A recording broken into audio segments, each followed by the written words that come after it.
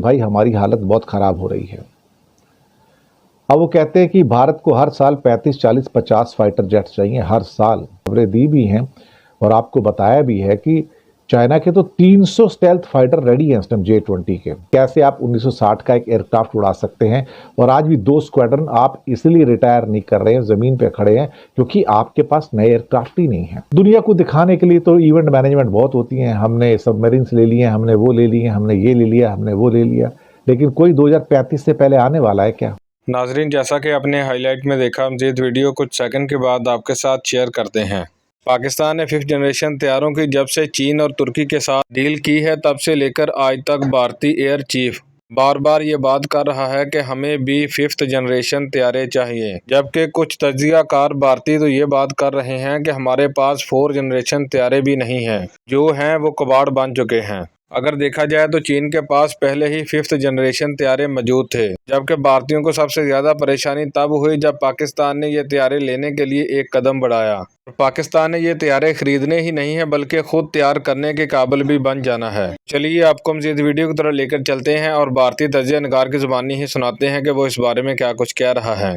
लेकिन उससे पहले आप लोगों से गुजारिश है कि अगर आपने हमाद रिएक्ट चैनल को सब्सक्राइब नहीं किया तो चैनल को लाजमी सब्सक्राइब कर लें, बेल आइकॉन को दबा दें ताकि आने वाली तमाम वीडियोस आप तक बआसानी पहुंच सकें। वीडियो अच्छी लगे तो लाइक करना मत भूलें और कमेंट सेक्शन में अपनी कीमती राय का इजहार भी लाजमी किया करें। एयर चीफ मार्शल हर कुछ हफ्ते के बाद भारत सरकार को याद दिलाना नहीं भूलते कि भाई हमारी हालत बहुत ख़राब हो रही है। अब वो कहते हैं कि भारत को हर साल 35, 40, 50 फाइटर जेट्स चाहिए हर साल, ताकि पुराने बेड़े को रिटायर किया जा सके। वो अब किसी काम के नहीं है, वो बस जबरदस्ती खींचा जा रहा है उनको। तो कहते हैं हर साल कम से कम 40 से 50 विमान हमें मिलने चाहिए, तब कहीं जाके हम आज की और आने वाले दिनों की जो ज़रूरतें उसे पूरा कर पाएंगे। उनका कहना है कि आप देश में बनाओ या बाहर से मंगाओ, वो सरकार के ऊपर है, लेकिन आप हमें ये एयरक्राफ्ट दो। अगर आप नहीं मिलते हैं तो फिर हमारे हालात काफ़ी नाजुक हो चले हैं।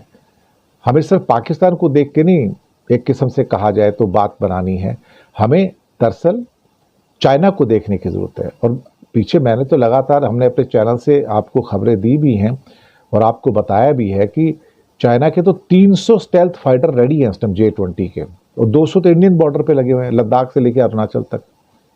और हमारे पास तो एक स्टेल्थ फाइटर नहीं है, और ले दे के मुश्किल से 36 रफाल हैं, उसमें से भी 60-70% उड़ने के काबिल होते हैं, बाकी तो ग्राउंडेड रहते हैं, उनकी रिपेयर ही चलती रहती हैं। तो एयर चीफ मार्शल बार बार चेता रहे हैं, हर थोड़े बहुत हफ्तों के बाद चेताते हैं, भाई 40 से 50 लड़ाकू विमान बनाओगे तब हम पुराने जो कबाड़ हो चुके हमारे विमान हैं उनको बाहर निकाल सकते। कबाड़ ही है और क्या।